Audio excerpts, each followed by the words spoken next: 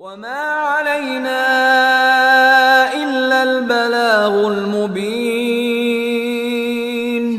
ہماری ذمہ داری تو بس صاف صاف پیغام پہنچا دینا ہے. صدق اللہ العلی العظیم. سامعین کرام، السلام علیکم ورحمۃ اللہ وبرکاتہ. آپ کے پسندیدہ علمی و ثقافتی چینل سچا پیغام کے دینی تعلیماتی پروگرام میں آپ کا استقبال ہے. مستمعین کرام، رحمتوں اور برکتوں والا مبارک مہینہ، مغفرتوں اور سعادتوں کا خزینہ یعنی رمضان کا مقدس سفینہ ہم سب کو اپنے آغوش میں لے کر بخششوں کے سمندر میں رواں دواں ہے. خدا کرے ہم الہی عنایتوں کے ساتھ آخری منزل تک پہنچ جائیں. سچا پیغام کے شائقین عظام، مالدار اور خوشحال ملکوں کی نقدی زیادہ قیمتی ہوتی ہے، جس کی قدر و قیمت غریب اور کمزور ملکوں میں جا کر ظاہر ہوتی ہے. اسی لیے غریب ملکوں کے لوگ ترقی یافتہ ملکوں میں جا کر ملازمت اور مزدوری کرتے ہیں. بالکل اسی طرح عام مہینوں کی نسبت رمضان کی نیکیوں کی ویلیو بہت زیادہ ہے، جس کو اس سے پہلے ہم بارہا سن چکے ہیں.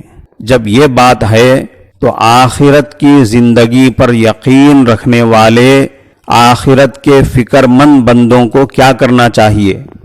وہی کرنا چاہیے جو غریب ملکوں کے مزدور خوشحال ملکوں میں جا کر کرتے ہیں. جب وہ سمجھتے ہیں کہ یہاں کا 1 روپیہ ہمارے ملک کے 100 روپیوں کے برابر ہے تو دن رات میں بھی محنت و مزدوری کرنے سے وہ نہیں جھجکتے، رات میں بھی محنت کرتے ہیں. اسی طرح آخرت والوں کے لیے رمضان میں زیادہ سے زیادہ محنت کی ضرورت ہے. رمضان میں زیادہ محنت کی بات سن کر ہم یہ نہ سوچیں کہ رمضان میں کرنا ہے تو کیا کرنا ہے، اگر ہے تو روزہ ہے اور تراویح ہے، اس سے زیادہ ہم کیا محنت کریں گے.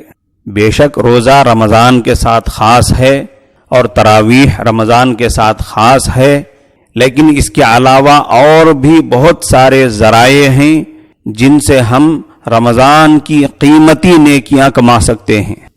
ایسے کئی راستے ہیں.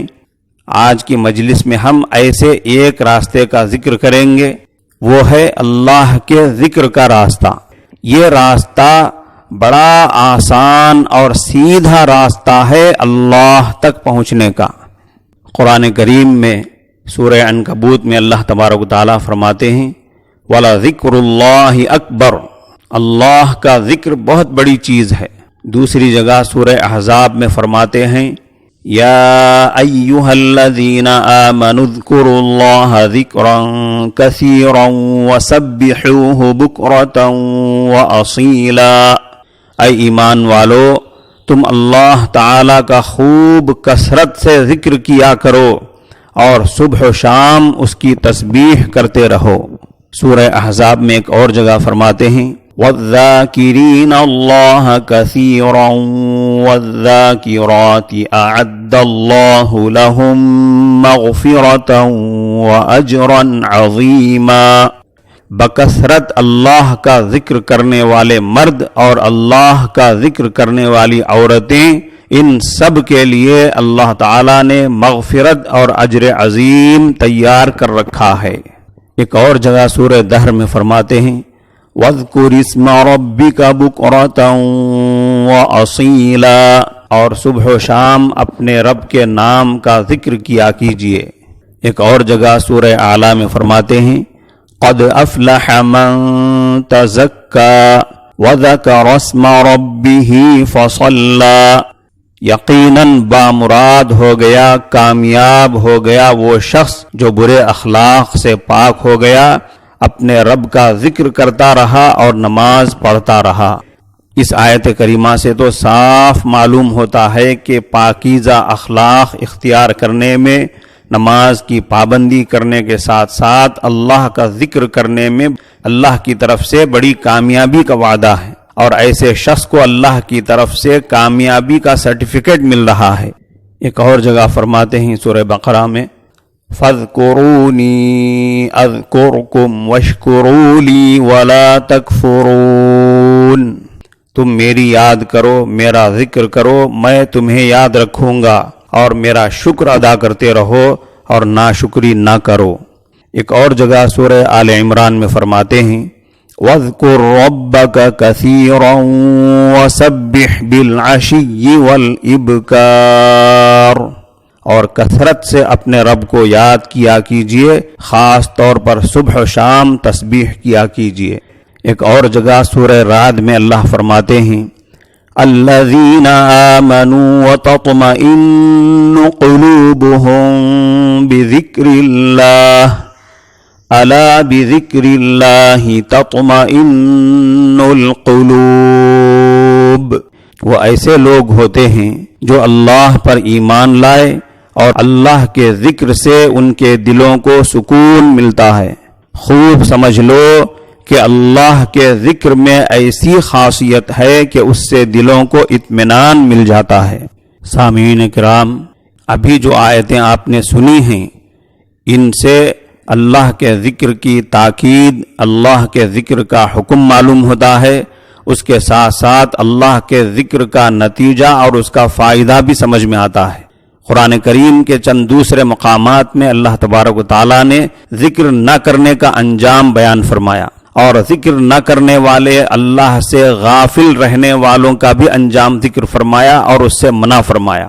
چنانچہ سورہ اعراف میں فرماتے ہیں وَاذْكُرْ رَبَّكَ فِي نَفْسِكَ تَضَرُّعًا وَخِيفَةً وَدُونَ الْجَهْرِ مِنَ الْقَوْلِ بِالْغُدُوِّ وَالْآصَالِ، اپنے رب کا ذکر کیا کرو اپنے دل میں اور ذرا دھیمی آواز سے بھی، اس حالت میں کہ عاجزی بھی ہو اور اللہ کا خوف بھی ہو۔ خاص طور پر صبح کو اور شام کو اللہ کا ذکر کیا کیجیے، اور اسی کے ساتھ فرمایا وَلَا تَكُن مِّنَ الْغَافِلِينَ، اللہ کو یاد نہ کرنے والوں اور اللہ کا ذکر نہ کرنے والوں میں سے مت ہو جاؤ۔ ایک اور جگہ سورہ کہف میں سیدھے سیدھے حضرت صلی اللہ علیہ وسلم ہی سے اللہ نے فرمایا وَلَا تُطِعْ مَنْ أَغْفَلْنَا قَلْبَهُ عَنْ ذِكْرِنَا، ایسے شخص کا کہنا نہ مانے جس کا دل ہم نے اپنی یاد سے، اپنے ذکر سے غافل کر رکھا ہے۔ سورہ کہف ہی میں ایک دوسری جگہ اللہ تبارک و تعالیٰ ارشاد فرماتے ہیں وَعَرَضْنَا جَهَنَّمَ يَوْمَئِذٍ لِلْكَافِرِينَ عَرْضًا الَّذِينَ كَانَتْ أَعْيُنُهُمْ فِي غِطَاءٍ عَنْ ذِكْرِي، ہم دوزخ اس روز کافروں کے سامنے پیش کر دیں گے جن کی آنکھوں پر ہمارے ذکر سے پردہ پڑا ہوا تھا۔ سورہ طٰہٰ میں اللہ تبارک و تعالیٰ نے حضرت موسیٰ اور حضرت ہارون علیہم السلام سے فرمایا وَلَا تَنِيَا فِي ذِكْرِي، میرا ذکر کرنے میں، میری یاد میں سستی نہ کرو۔ سورہ منافقون میں اللہ تبارک و تعالیٰ ارشاد فرماتے ہیں یا ایہا الذین آمنوا لا تلہکم اموالکم ولا اولادکم عن ذکر اللہ ومن یفعل ذلک فاولئک هم الخاسرون، اے ایمان والو، تم کو تمہارے مال اور اولاد اللہ کے ذکر سے، اس کی یاد سے غافل نہ کرنے پائیں۔ جو لوگ ایسا کریں گے وہی سب سے بڑا نقصان اٹھانے والے ہیں۔ سورہ جن میں اللہ تبارک و تعالیٰ فرماتے ہیں وَمَن يُعْرِضْ عَن ذِكْرِ رَبِّهِ يَسْلُكْهُ عَذَابًا صَعَدًا، جو شخص اپنے پروردگار کی یاد سے روگردانی کرے گا، یعنی اپنے پروردگار کا، اللہ کا ذکر نہیں کرے گا، اللہ تبارک و تعالیٰ اس کو سخت عذاب میں داخل فرما دیں گے۔ سامعین کرام، ایسی اور بھی کئی آیتیں ہیں جن میں کہیں مثبت اور پازیٹیو انداز پر ذکر کا مضمون، ذکر کی فضیلت اور ذکر کے فائدے بیان کیے گئے ہیں، اور کہیں منفی اور نگیٹو انداز پر اللہ کا ذکر نہ کرنے کا نقصان اور اس کا برا انجام بیان کیا گیا ہے، اور اللہ کے ذکر سے غفلت برتنے سے منع کیا گیا ہے۔ اگر آپ ماشاء اللہ اور بتوفیق اللہ روزہ رکھ رہے ہیں تو ذکر بھی کر سکتے ہیں، دونوں میں کوئی ٹکراؤ نہیں ہے۔ روزہ بھی چلتا رہے گا اور اس کے ساتھ اللہ کا ذکر بھی ہوتا رہے گا تو ہمارے رمضان پر 4 چاند لگ جائیں گے، اور ہمارا رمضان صرف نورانی نہیں بنے گا بلکہ نور علی نور بن جائے گا۔